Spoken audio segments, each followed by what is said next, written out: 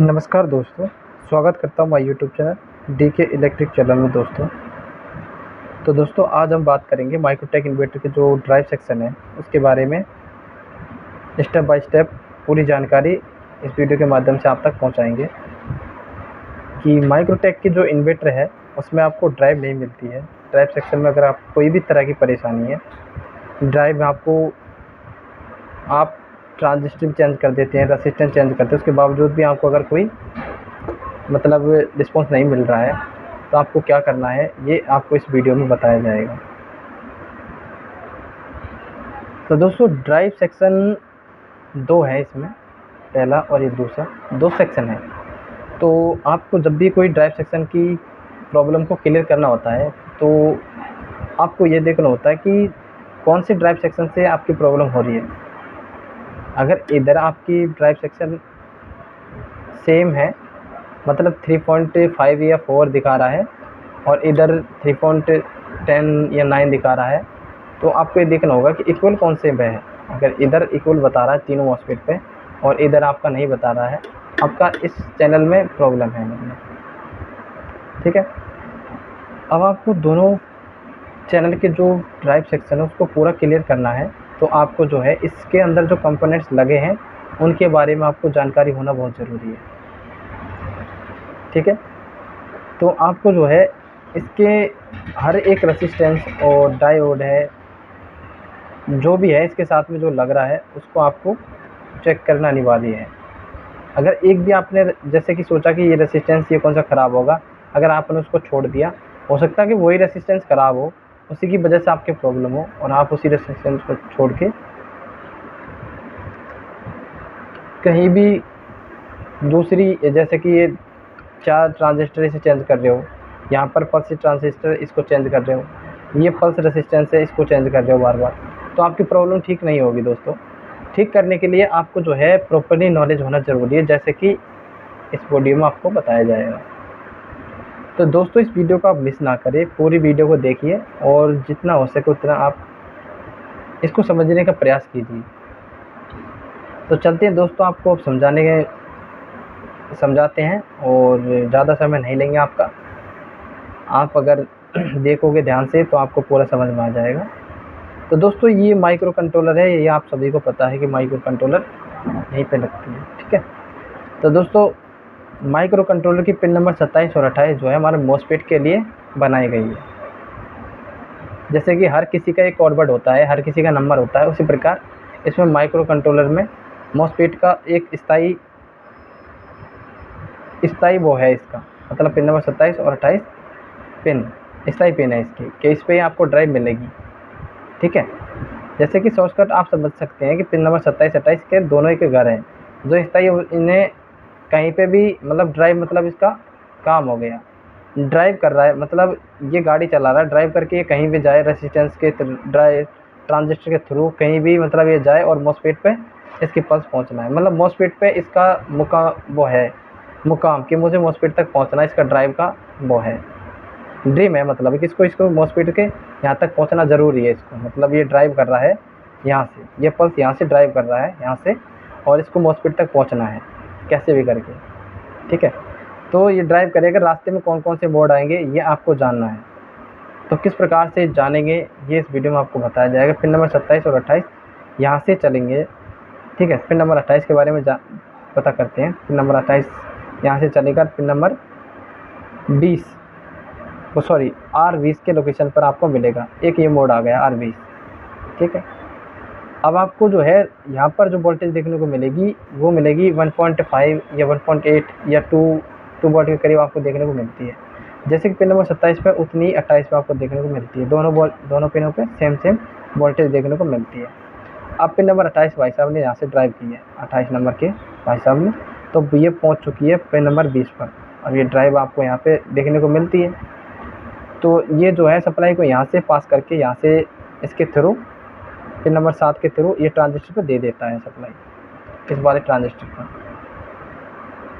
अब दोस्तों ये जो ट्रांजिस्टर है यहाँ से सप्लाई को बेस पे देता है और इमीटर टू कलेक्टर होता है, इमीटर को ग्राउंड कर दिया गया है दोस्तों। अब इमीटर को ग्राउंड क्यों करते हैं दोस्तों, अगर आपकी एक्स्ट्रा वोल्टेज कभी भी आ जाती है, पल्स मतलब, अगर एक्स्ट्रा पल्स कभी भी आ जाती है तो वो ग्राउंड की तरफ कर दी जाती है, ठीक है।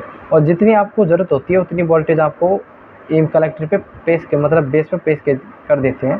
सॉरी दोस्तों, थोड़ी सी वो है, यहाँ पे जो रेसिस्टेंस लगाए गए इसको ग्राउंड किया गया है, ठीक है। अब ये रेसिस्टेंस को ग्राउंड क्यों किया है यहाँ पर, क्योंकि ट्रांजिस्टर को 0.7 वोल्ट की ज़रूरत होती है ऑपरेट होने के लिए।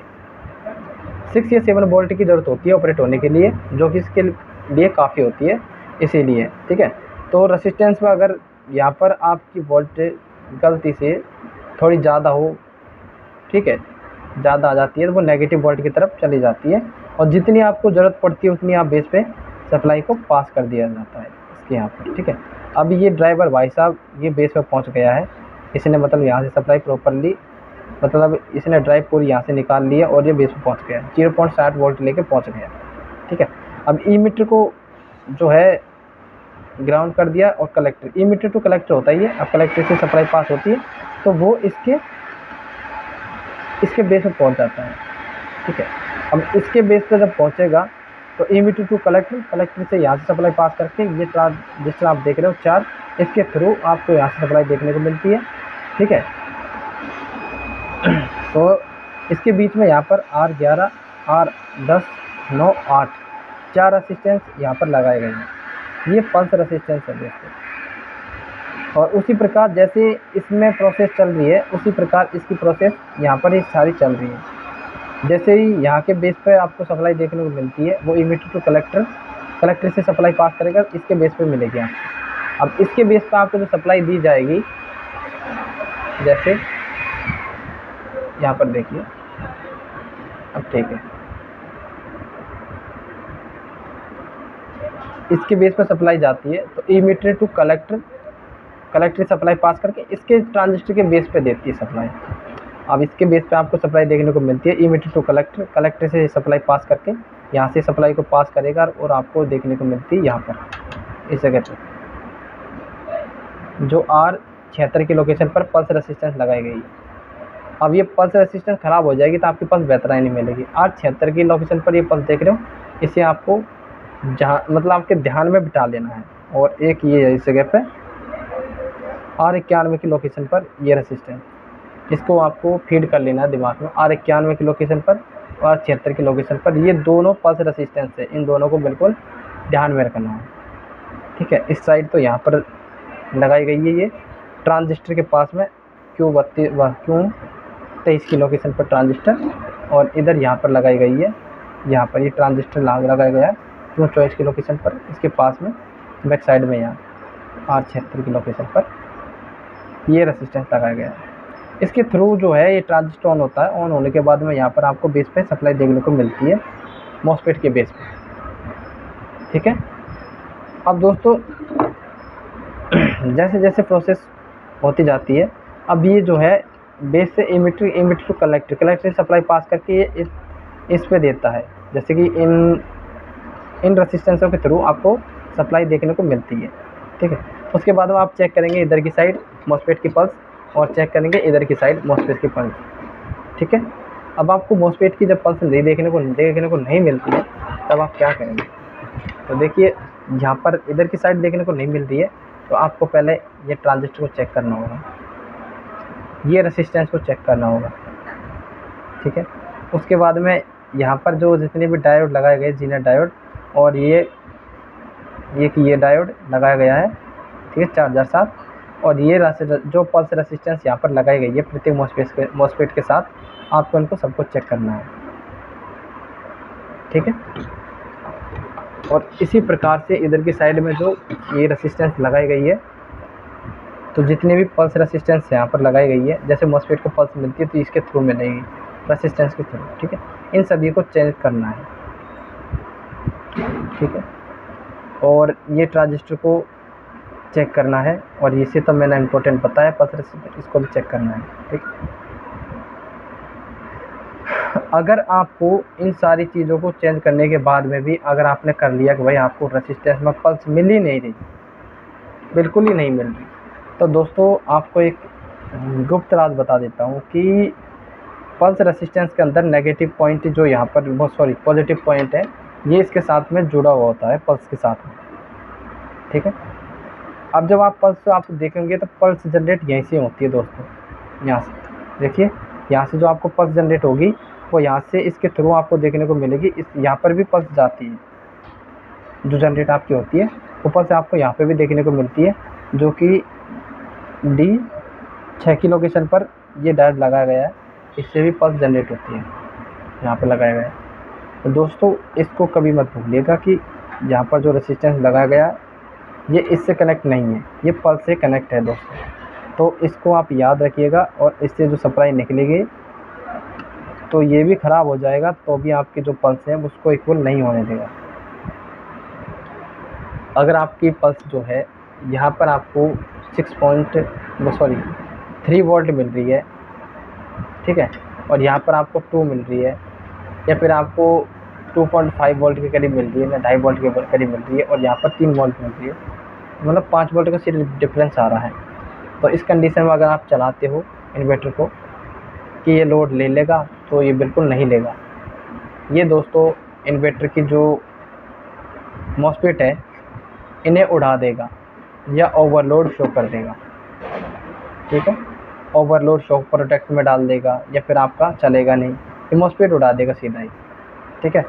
तो आपको जो है जब भी आपका पल्स नहीं मिलती है, तो आप इसे चेक करोगे 100 रेसिस्टेंस, ये 100 ओम्स के रेसिस्टेंस यहाँ पर लगाए गए हैं और डायोड लगाए गए हैं, ट्रांजिस्टर है और ये रेसिस्टेंस है, और यहाँ पर 11 से लेके 8 से लेके 11 ये रेसिस्टेंस चारों चेक करने हैं, और चारों ये ट्रांजिस्टर चेक करने हैं, और 6 और 7 यहाँ पर ये 2 रेसिस्टेंस दिए गए, इसे चेक करना है इस जगह पे, और यहाँ पे जो 19 और 20 रेसिस्टेंस है उसे चेक करना है। बस आपको और कुछ चेक नहीं करना है पल्स के लिए। अब डायरेक्टली दोबारा बता देता हूँ,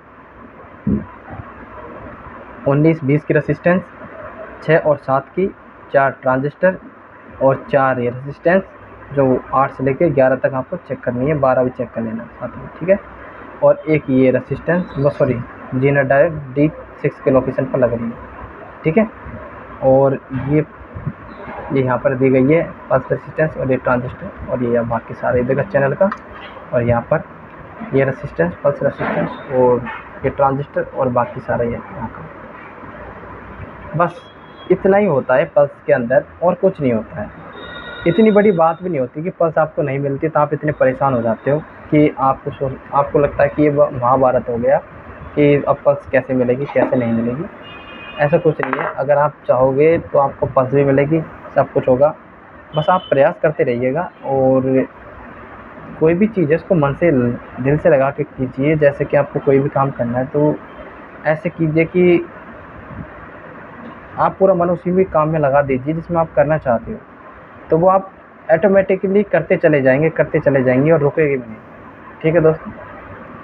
तो दोस्तों हमारी वीडियो देखने के लिए धन्यवाद, मिलते हैं फिर अगली वीडियो में।